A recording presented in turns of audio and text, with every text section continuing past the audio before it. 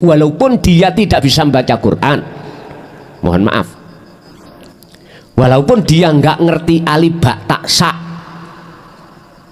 walaupun dia tidak bisa membaca kitab, nggak ngerti hadis, mohon maaf, tapi hatinya selalu condong menyang Allah, selalu berzikir hatinya pada Allah, ya inilah yang iblis takuti. Illa ibadaka minhumul mukhlasin.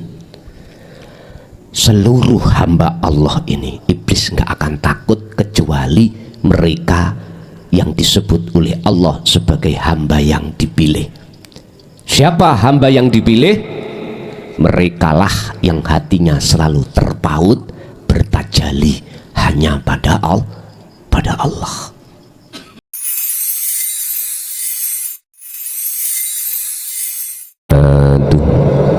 Bismillah, alhamdulillah, la khawla wa la quwwata illa billah. Asyhadu an la ilaha illallah wa asyhadu anna Muhammadan abduhu wa rasuluh.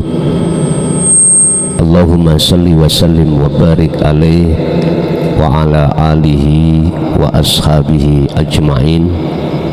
Rabbi shrah li sadri wa yassir li amri wa hlul 'uqdatam min lisani yafqahu qawli. Qala Allah Ta'ala fadhkuruni azkurkum washkuruli wala takfurun. Sadaqallahul azim. Amma ba'd. Hadratul muhtaramin,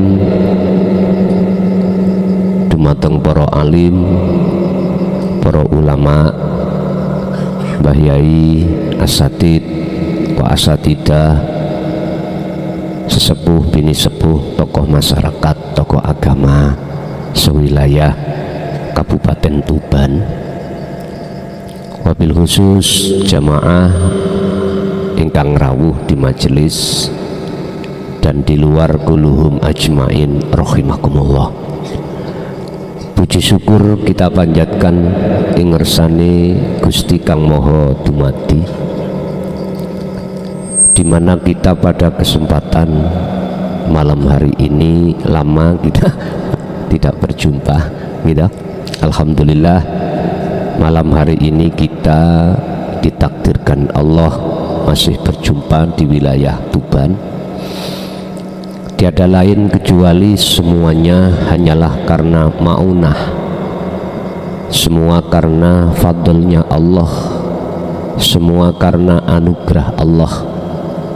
Walaupun jujur bahwasanya ketika saat ajaran dinut tauhid itu digelar, sedikit sekali umat manusia, khususnya umat Islam, yang kurang eksis dikarenakan memang itu adalah saringan dari Allah. Allah akan menyaring pada hambanya alias dipilih terhadap hambanya. Perkara sing dipilih iku mesti luwih titik katimbang ratipilih. Mula jangan dipikirin. Sebaik apapun yang jenengan lakukan di mata manusia, pasti masih ada yang tidak suka. Terus mengapa jenengan pikirin?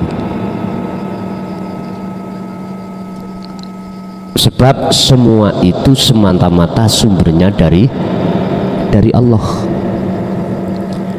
Gak usah panjenengan iku nderek mikir-mikir apa sing wis ditandangi Gusti Allah. Janganlah kita mengikut campur. RVP dikurangi ya. Janganlah kita ikut campur terhadap apa yang sudah Allah laksanakan. Sebab jikalau kita ikut campur apa yang sudah Allah laksanakan, iku sama halnya kita itu tidak duweni tata krama nang Gusti Allah. Oleh sebab itu dalam pertemuan malam hari ini kita akan membahas tentang masalah bagaimana hati ini gak mudah kena kebiarin dunya. Bagaimana hati ini tidak mudah kena bisikan rayuan kebiari dunya. Sebab mohon maaf, atine menungso niku wonten macem kali. Setunggal ada hati manusia itu menjadi budaknya Allah. Yang kedua, ada hati manusia itu jadi budaknya hawa nafsu. Tandanya bagaimana? Hati atau rohaniyah yang menjadi budaknya Allah itu hati yang selalu mingkol bin zahidin, hati yang selalu condong untuk bersaksi, melihat, memandang di segala hal persoalan apapun, mandangnya cuman semua itu hanyalah Allah. Bapak Ibu, ketika saat hati sudah di wilayah seperti ini, maka inilah hati yang tidak mudah kena gebiar pengaruhnya dunia. Berarti yang dimaksud dunia itu apa? Ya selain wujudi Allah. Yang kedua, hati manusia itu mingkol bin rohibin, jadi budaknya hawa nafsu. Tandanya bagaimana? Hati yang selalu condong, bersaksi, beriman di dalam segala aspek masalah apapun. Hati itu selalu beriman pada makhluknya. Sumber persoalan itu tekone songko makhluk. Ketika hati condong dan beriman, munculnya persoalan itu dari makhluk. Itulah Pak, hati yang gampang, hati yang mudah kena gebiarin dunya. Sehingga ketika takdir qobdi ikut datang, takdir yang tidak jenengan kali kula sebagai manusia disukai ikut Allah datangkan, mesti hati niku amaroh, ngap-ngap wonten mawoni, pawanas, akhirnya dendam, hasud, dan lain sebagainya. Inilah neraka sebetulnya itu. Mohon maaf, tapi tatkala takdir yang Allah hadapkan terhadap kita itu perkara pasti disukai oleh kebanyakan manusia, enak, maka disitu jenengan mesti si ono rasa takut, khawatir kelangan perkara sing enak. Contoh niki, jenengan dihadapkan Allah menjadi orang yang kaya raya. Anda nggak bisa mensyukuri atas apa yang Allah titipkan, nggak bisa. Mesti jenengan iki takut jadi orang miskin. Umpama jualan takut bangkrut. Iya. Anda yang menjadi pejabat pasti takut kehilangan jabatannya. Loh, rasa takut, rasa khawatir inilah salah satu tanda kalau hati kita masih jadi budaknya hawa nafsu. Semua amaliyah yang kita lakukan, baik ketika saat ibadah murni atau tidak murni, habitat a'maluhum wa ma lahum min nasirin. Jelas fit dunya wal akhirah, ditolak Allah. Sholati ditolak, zakati ditolak, poso hajini, maca Qur'ani dan lain sebagainya. Karena apa? Karena hati ini Bapak Ibu tidak menghadap wajhiyah, ini wajah tu wajhiyah, tidak, tapi menghadap as-samawati wal ardo, isini langit lan isini bumi, berarti makhluk. Salat kita hati menghadap surga, menghadap pahala. Saya nggak usah ngomong karena ingin dipandang orang, tidak. Hati menghadap makhluk yang berupa surga dan pahala, atau sholat kita karena itu batolat, ing mungguh Gusti Allah iku ditolak. Boten ing mungguh menungso lho Pak, boten, ing mungguh Gusti Allah. Karena apa? Karena kita tidak menghadap sesungguhnya pada Allah yang sebenarnya, tapi kita menghadap Allah sing kawe. Ngerti Allah kawe? Ya makhluk iku berupa surga, pahala, atau pingin dipuja orang pun. Bapak Ibu, ada juga kita itu karena punya status kita menjadi tokoh agama, tokoh masyarakat, dihormatilah kita banyak umat. Masalah namai mendapatkan nama lakop, nama julukan. Nah, mana letaknya kalau hati ini menjadi budaknya nafsu? Mingkol bin rohibin, ya, karena kita pasti akan takut kehilangan pengaruh, takut dihadapkan Allah perkara pasti penak takdir status punya kehormatan di tengah-tengah masyarakat. Iku pasti takdiri Allah pada diri kita. Kita itu tondo kalau hati ini menjadi budaknya hawa nafsu, kita takut kehilangan pengaruh. Yes. Siapapun kita, nggak pandang bulu Pak. Sampak-sampak jenengan berani mengatakan gini, ayo metuwo sangka dene organisasiku, misalnya ajar aku, murtad kau. Sampai berani seperti itu. Berarti itu tanda kalau kita takut kehilangan pengaruh. Otomatis Bapak Ibu, ini siapapun kita pasti akan mengalami hal seperti ini. Padahal Syekh Ibnu Athaillah ketika saat memberikan fatwa atau satu makalah di dalam kitab Hikam,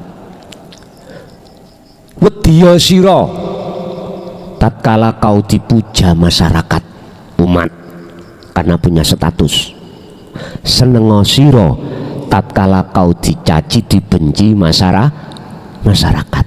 Lah niki lak gak sambung to Pak ya, gak sambung miturut hukum umum.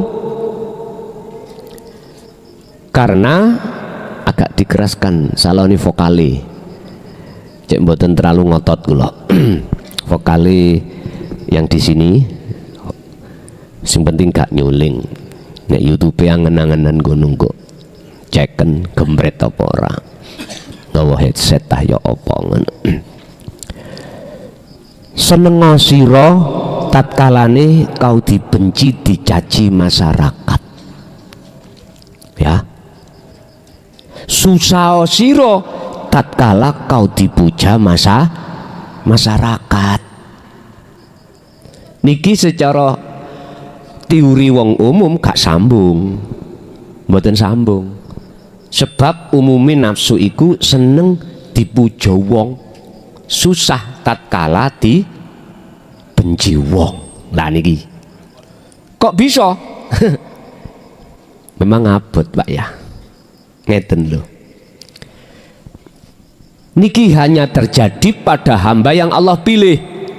Illa ibadaka minhumul mukhlasin, yang bisa masuk dan sambung dalam teori Syekh Ibnu Athaillah iku mereka yang dipilih Allah.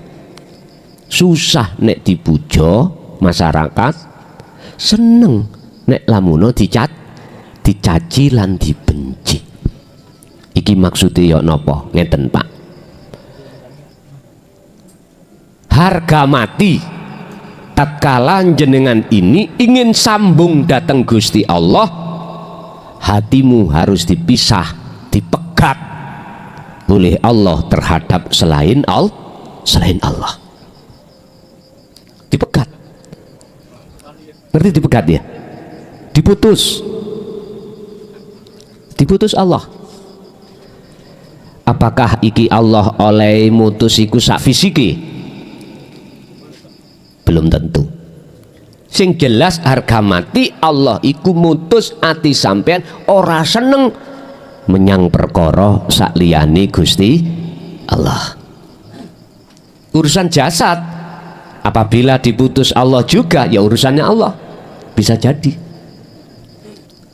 Nyuwun sewu, kita prosesnya itu wazujina linnasi hubbus syahawah. Sebelum kita kenal Allah, kita itu hati ini mesti mensukai, mencintai terhadap selain Allah. Tumpuan hati kita pada makhluk, wes semua penghadapan hati kita, tawajuh hati kita mesti terhadap makhluk. Bapak Ibu, ini semua diri kita sebagai manusia, Bapak Ibu, dan ini siapapun akan mengalami. Sebelum kita ketemu kenal Allah yang sebenarnya, otomatis kita itu masih bersukaria terhadap selain Allah, dan inilah kita posisinya disebut sebagai budaknya hawa nafsu. Nyuwun sewu, iblis itu gak wedi balas ambek wong ahli sholat Pak, belas gak wedi. Iblis itu mboten wedi blas ambek wong hafidoh, mboten takut.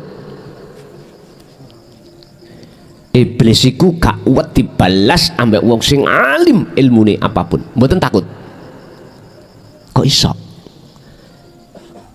Iblis niku Bapak Ibu sebelum diusir Allah dari surga ke dunia luwih alim katimbang para malaikat.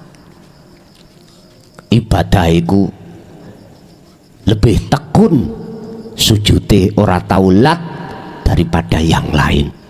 Jenengan kali kula siket isok sujud 5 waktu ngono ae wis metwete ya. Rumangsa luwih apik katimbang wong ning jaba kono. Makanya iblis nggak takut terhadap ahli ibadah, nggak takut. Tapi sing ditakuti iblis adalah orang-orang, entah ikut dia ahli ibadah secara dohir, ahli maca Quran secara dohir, ahli kitab secara dohir, tapi hatinya itu selalu ingat pada Allah. Ini yang ditakuti iblis.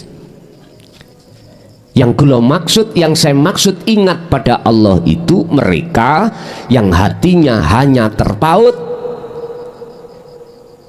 padanya di segala aspek apapun. Dia sudah tidak lagi ngaku-ngaku. La yarawna li anfusihim syai'an. Apa yang muncul dan timbul dalam seluruh makhluk, dirinya sudah tidak beriman itu dari makhluk. Bal yusahiduna annal fa'ila wallahu ta'ala. Bahkan dia beriman, bersaksi segala muncul dari beberapa aspek apapun itu datangnya sumbernya dari Allah subhanahu wa ta'ala. Ini yang iblis takuti, walaupun dia tidak bisa membaca Quran, mohon maaf, walaupun dia nggak ngerti alif ba ta sa, walaupun dia tidak bisa membaca kitab, nggak ngerti hadis, mohon maaf, tapi hatinya selalu condong menyang Allah, selalu berzikir hatinya pada Allah, ya inilah yang iblis takuti. Illa ibadaka minhumul mukhlasin. Seluruh hamba Allah ini iblis nggak akan takut kecuali mereka yang disebut oleh Allah sebagai hamba yang dipilih. Siapa hamba yang dipilih? Merekalah yang hatinya selalu terpaut bertajali hanya pada Allah. Rasa sing muncul ning jerone ati iki, iman yang muncul dalam hati ini akunya Allah, bukan aku nih makhluk. Inilah yang disebut tajalli itu. Longko pak, orang yang seperti ini longko. Ngertos longko nggih? Langka. Biasanya orang yang seperti ini, mohon maaf, di tengah masyarakat itu gak dianggap wong, dikucilkan masyarakat. Biasanya seperti itu. Lah, mengapa dia itu kok yo senang jikalau dicaci atau dibenci masyarakat? Karena dengan bencian itulah menjadikan hati sampean akan tahu mana yang hak dipuja, mana yang batil dipuja. Nuduhke bahwasannya kita sebagai makhluk sifati iku ino, boten mulya. Itu mempelajarkan terhadap kita bahwasanya kita ben gak muncul rasa rumangsa mulya. Lho ngoten lho. Makanya dibenci. Lah yang menjadikan masyarakat membenci jenengan ini karena Allah. Memang Allah sengaja seperti itu supaya jenengan kali kula niki boten kemrungsung, ati iki boten kedunungan rumangsa mulya. Sebab ilmune, sebab anake, sebab bojone, sebab dunyane, biar nggak seperti itu. Loh, berarti ada masyarakat yang membenci jenengan iku bentuk rahmati Allah yang khusus terhadap hamba yang dicintai Allah. Pun satu. Nomor dua, mengapa jenengan iku kok dikongkon susah tatkalane dipuja masyarakat? Bapak Ibu, utawi sekabai puja dan puji iku lillahi, mung kagungane Allah. Tatkala jenengan dipuja oleh masyarakat, kok jenengan iki ning ati, mohon maaf, dadi budake nafsu, mesti seneng. Tapi nek ati sampai dadi budake Gusti, mboten seneng. Karena pujaan masyarakat itu tidak seharusnya pada kita, pujaan masyarakat seharusnya hanya pada Allah Subhanahu wa taala. Ini letaknya Pak Bu, mengapa jenengan nek dipuja masyarakat dikongkon susah, iku sebabnya pujaan masyarakat itu salah panggonan. Ngoten lho niki. Nyuwun sewu.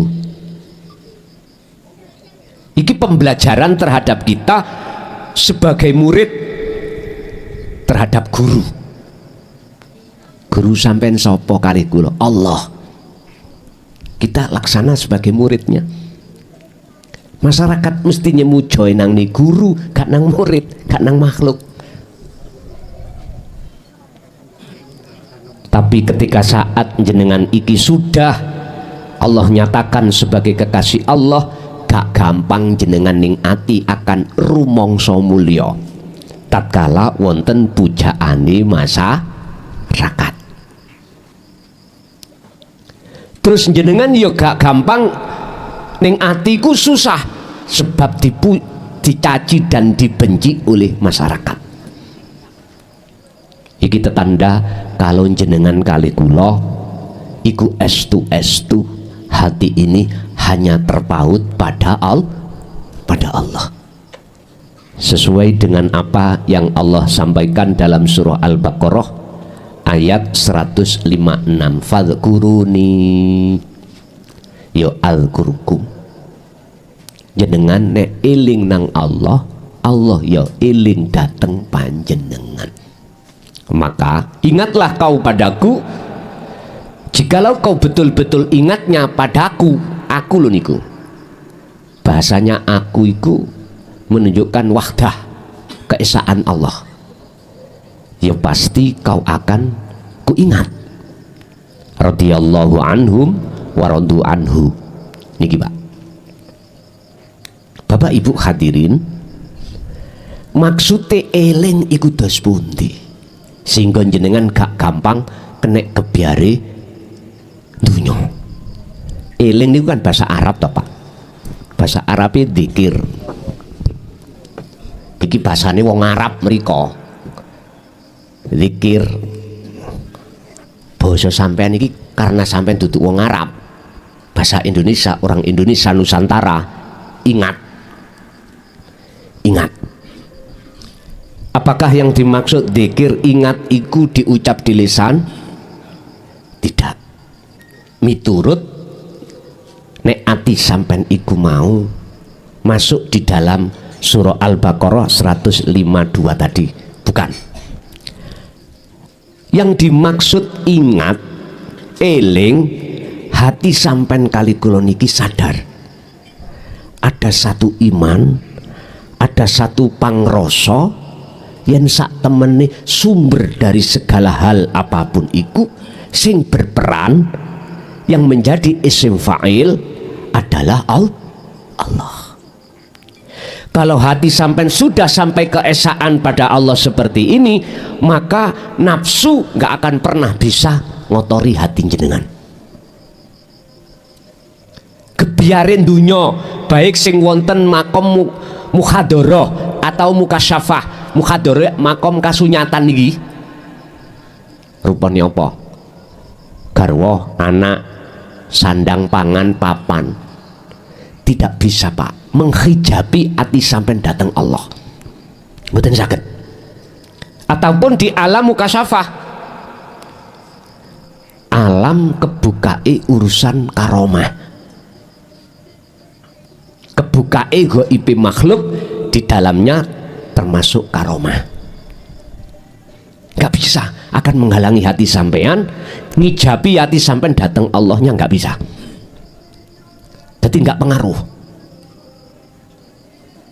Mesti ini biasanya nek wis waktu rendeng ya kudu udan.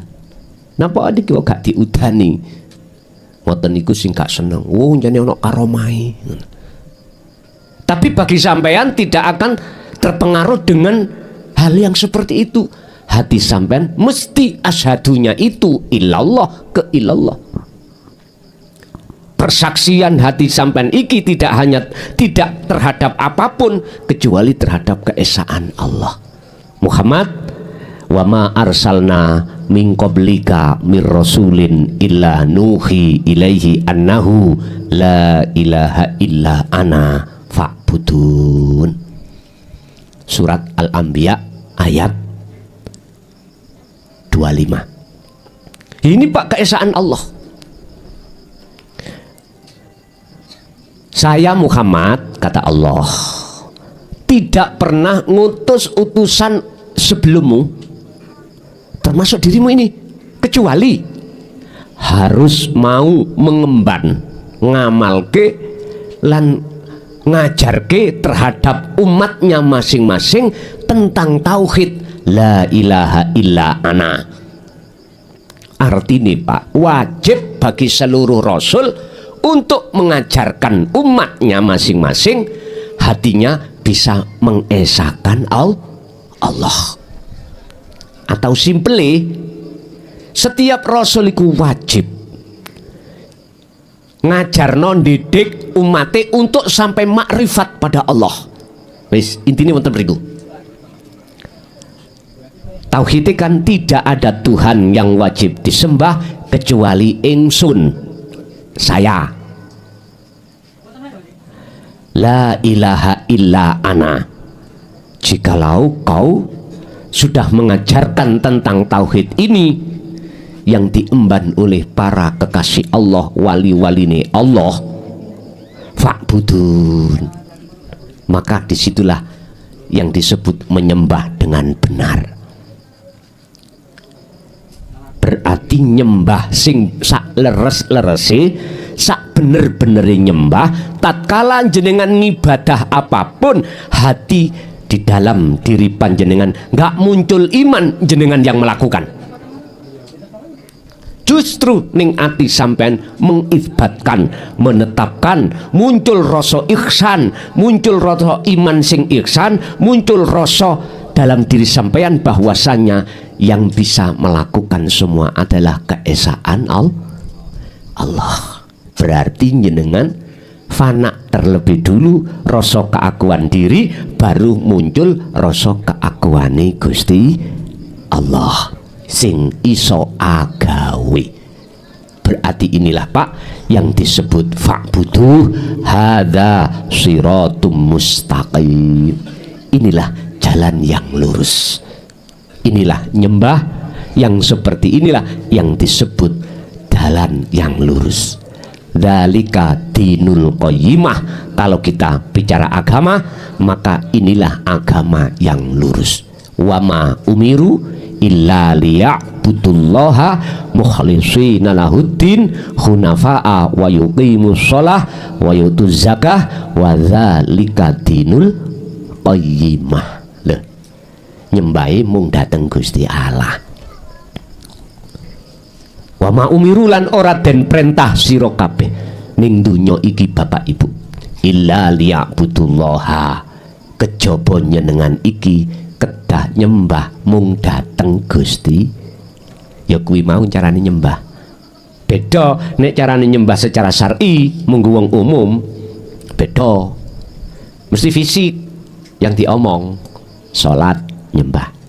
Urusan hati rohania sampean kali kula melawakrak tutuk ndi-ndi ketemu perkara apa sing ana langit apa sing ana bumi gak dipikir.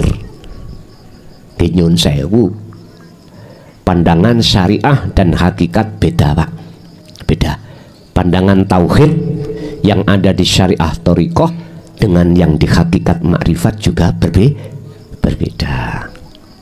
Nek cara syariat ngomongno bab masalah jasmani, nek cara hakikat ilmu tauhid membahas rohani. Sebab menungso iku ya ana jasmani ya ana rohani.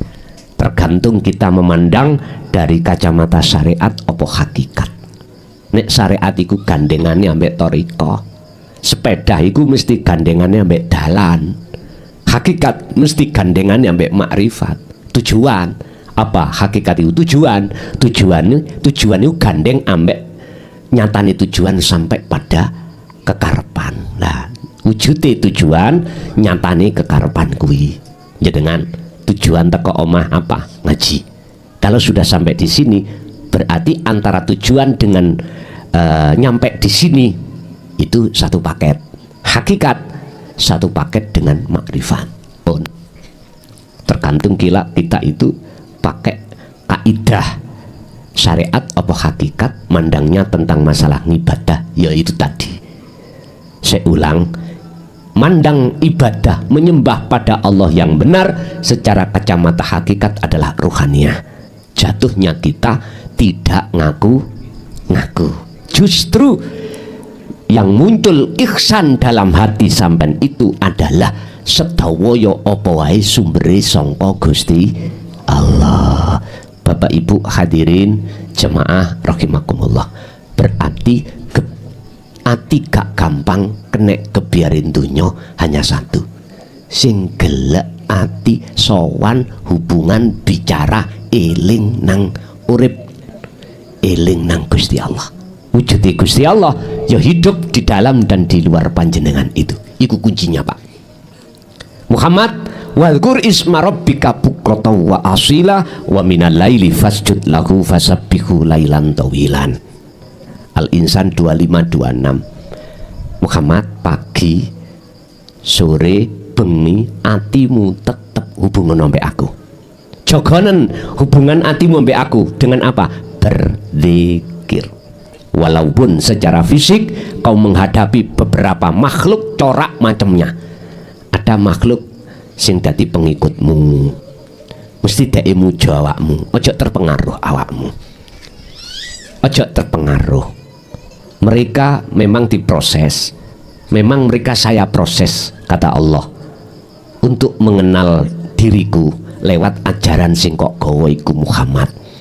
Awalnya memang koyok-koyok pujaane nang awakmu, awakmu ojo terpengaruh atas eksisnya senenge umat sing ngikuti awakmu. Nanti mereka akan tahu siapa yang sebetulnya dipuja. Ya mesti aku duduk awakmu Muhammad. Nggih. Wis Muhammad kuwi ojo susah tatkala umatmu yang tidak suka dengan ajaranmu. Ojo susah. Deloken aku wae. Aku sing gawe semua hal itu. Hatimu jangan terpengaruh dengan apapun yang menjadi pengikut atau yang tidak mengikuti awakmu. Jangan terpengaruh kebiarin dunya iku. Carane piye kuwi gak terpengaruh Muhammad? Deloken aku. Ojo didelok makhluke. Itulah Pak yang disebut zikir. Ya ayyuhalladzina amanut kurullaha qiyaman wa qu'udan wa ala junubihim. Dalam posisi apapun, berdiri, duduk, berbaring, dalam posisi sikon apapun, melarat sugih, dalam posisi apapun, sehat waras, waras sakit, apapun, ojo ndadekno iku terpengaruh nang awakmu.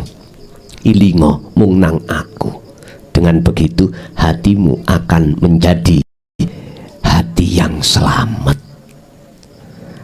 hati yang kolbin salim, hati yang selamat sangka dene pengaruhi kebiaren dunya. Eling amat sing ngethukno kebiaren dunya ya aku. Niki lho Pak, jenengan apapun yang terjadi wajib hukumi menteladani Kanjeng Nabi. Urusan gak iso 100%, mbuh 50, mbuh 70%. Sebab seiring berjalannya waktu hati sampai terus ngecoki eling dikir nang Allah, aku yakin saya suwe lama kelamaan mutu kemakrifatan sampai datang Allah akan semakin membesar. Dan ini hukumnya dadi hukum sunatullah. Nyun sewu laksana wong nek terus mangan saya suwi ya saya warak. Nggih mboten? Warak. Saya suwi saya warak. Wong nek terus atine iki mau dikir gelem dikir terus nang Gusti Allah, saya suwi tambah apik ati sampean ing ngersani Gusti Allah. Pun niki hukum sunatullah yang mesti terjadi. Nyun sewu, kalau kita bicara anugerah, wong iku sukanya itu pada umumnya anugerah Rahman. Anugerah Rohim ora patek gelem. Artinya orang iku pada umumnya suka kalau urusan dunia iku mewah. Wis pada umumnya urusan jasad. Padahal urusan dunia kan kebutuhannya wala tansa nasibaka minad dunya. Memang Pak Allah bersabda di dalam surah Al-Qasas 77, urusan dunia bagiamu jangan kau tinggalkan. Memang iku jasmani, tapi kebanyakan wong nek wis kadung kesensem ati nih lo ya, bukan jasmani, ati nih mewahin dunia jasmani, mesti ati iku katut keseret, katut keseret. Padahal Gusti Allah miturut ayat itu yang didahulukan, wabtaghi fima atakallah darul akhirah, raihlah terlebih dulu apa yang Allah anugerahkan. Apa? Darul akhirah, hubungan rohmu langsung datang Gusti ya lewat dzikir. Ini dicampakkan pada umumnya Pak. Bahkan berani ngomong dzikir terus gak nyambut gayo gak mangan, ngaten kadang-kadang ngaten. Wiritan terus ati gak nyambut gayo gak mangan. Sing penting ning dunya iku the time is money. Nah, mongki apa money Pak? Waktu adalah uang. Kata orang barat iku ngoten Pak, miturut surat Al-Qasas tadi, Allah iku nganugrahno ar-Rahim dulu. Iku darul akhirah. Kalau bahasa syariat, darul akhirah itu urusan akhirat. Bahasa hakikat, ya urusannya rohaniahmu, hubungan langsung pada Allah. Mana yang mau membahas masalah ini artinya? Jarang, Pak. Kecuali mereka hamba yang Allah pilih. Justru golongan kita secara umum, ketika saat hatiku bersukaria mewah dunya, sholat iku jarine hubungan langsung nang Allah. Lah ngoten nggih. Mboten saged. Sing iya ketemu bokong semok. Lho nggih jujur mawon. Alimo kaya apa jenengan punya pengikut ribuan, nggak bisa, Pak, ketemu Allah. Nggak bisa. Karena apa? Allah sebutkan walladzina kafaru bi ayatillahi waliqaihi. Wong-wong sing atine ingkar gak percaya tentang hubungan rohaniah darul akhirah pada Gusti Allah, otomatis wong iki waliqaihi, ya ingkar gak gelem ketemu Gusti Allah. Ketemune bokong semok, bojo anak. Isine bokong semok, bojo anak, dunya brono. Ya iki jenenge bokong semot zaman bokong semok. Nek cara Quran syahwatut dunia. Wis. Pertanyaan saya sebelum kula nanti ditakoki ya. Jenengan mungkin lak takon-takon. Nah, saiki kula takok. Kalau sudah seperti ini, kapan kita sudahi? Kalau hati kita tetap condong terhadap keakuan diri makhluk dalam kurung sebagai budaknya nafsu, sampai kapan? Ayo. Satu. Nomor dua, sisa umur kita tinggal berapa? Sudahkah kita pikirkan? Padahal wamin waroihim barzakhun ila yaumi yub'atsun. Kita ditunggu kematian. Bagaimana nasib orang-orang yang ketika saat di dunia mendustai bertemu terhadap Allah alias tidak mau, terus ketekan mati? Tolong nanti sebelum tidur, ibu bapak tolong sebagai renungan. Biasanya renungan itu diunekno lagu sing pengantar tidur iku nggih. Niki mboten. Sampai buka surat Al-Isra ayat 72 sebagai renungan mau tidur. Di situ Allah katakan, sing sapa wonge kawulaku ning donya kok sik ora makrifat nang aku, alias mripat atine wuta menyang Gusti Allah, maka setelah kematian datang sampai akhirat jenengan dalam keadaan buta. Wong nek wuta iku ya apa sih, Pak? Lah peteng lah. Peteng. Saged bedakno antarane dalan dengan jurang? Mboten saged. Apakah sama antara orang buta dengan orang yang tidak buta? Jelas tidak sama. Pun iku sebagai renungan mau tidur. Wa adallu lan luweh tersesat apane sabilan jalani. Siratal mustaqim niki lho, Pak. Mboten rambut situk dipecah dadi pitu sampai digero yang mbah sampean. Estu, Pak. Mbahku yang ngomong ngono Nger, so iku ya nek mari dihisab Gusti Allah dina kiamat, kabeh menungso iku dikongkon nguwat. Wate iku jenenge siratal mustaqim. Sirat iku wat dalan, mustaqim kang jejeg. Munggah jejeg, mudhun jejeg. Iku lho Nger, rambut siji disigar dadi pitu. Kaget Pak kula. Apa ya iso? Rambut siji wis cilik, kecil, apalagi disigar jadi tujuh. Ternyata semua itu sanepan.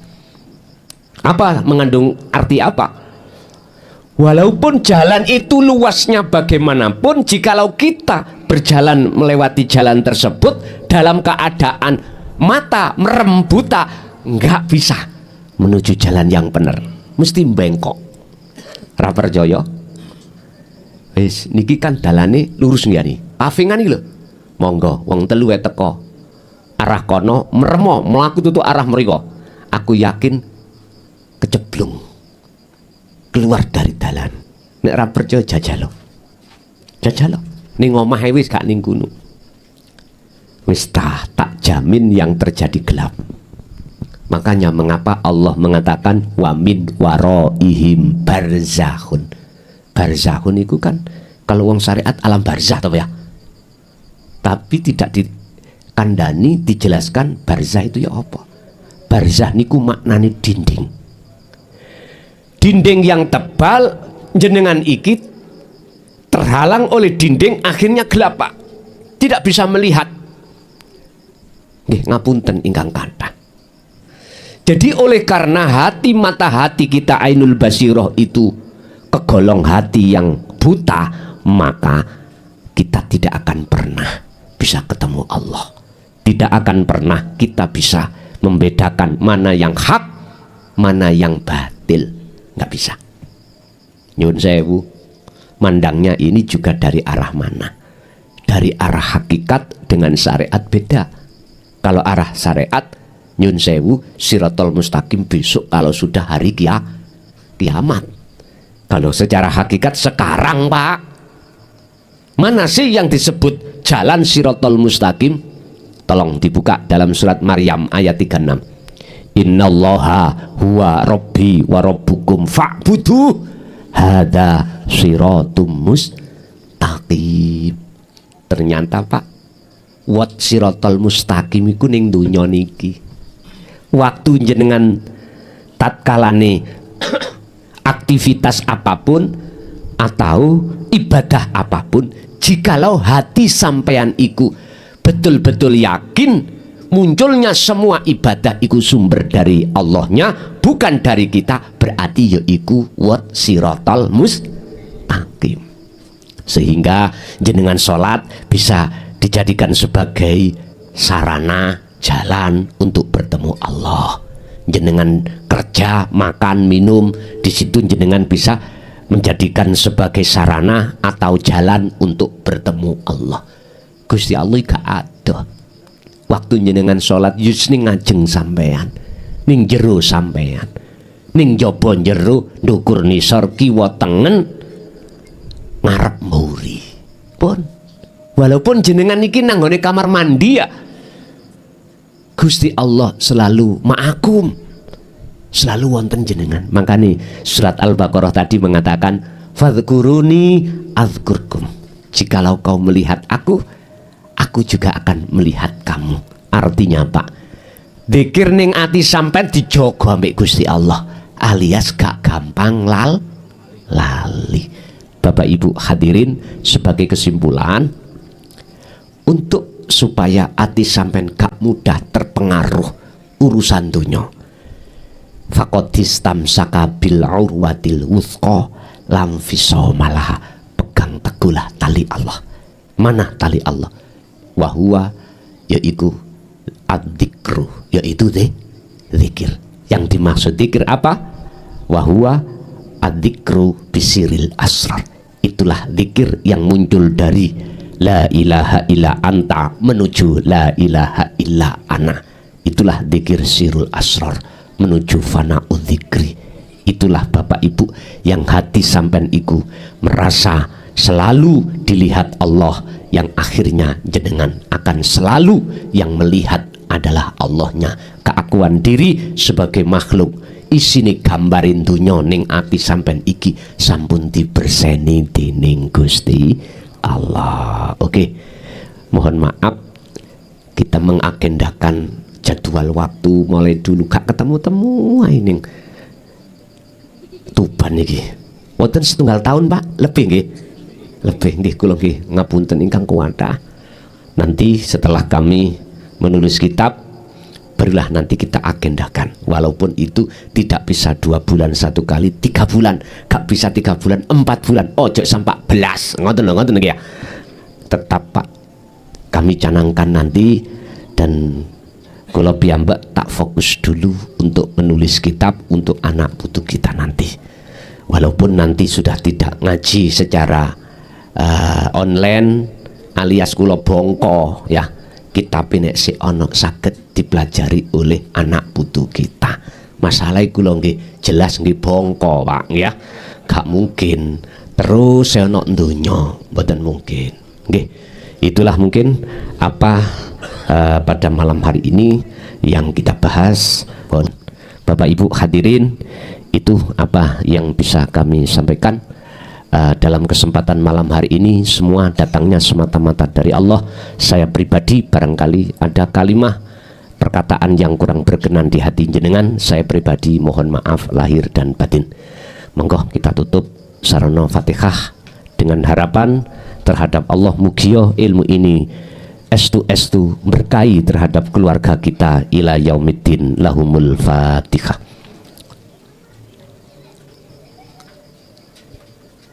Akhirul kalam. Assalamualaikum warahmatullahi wabarakatuh.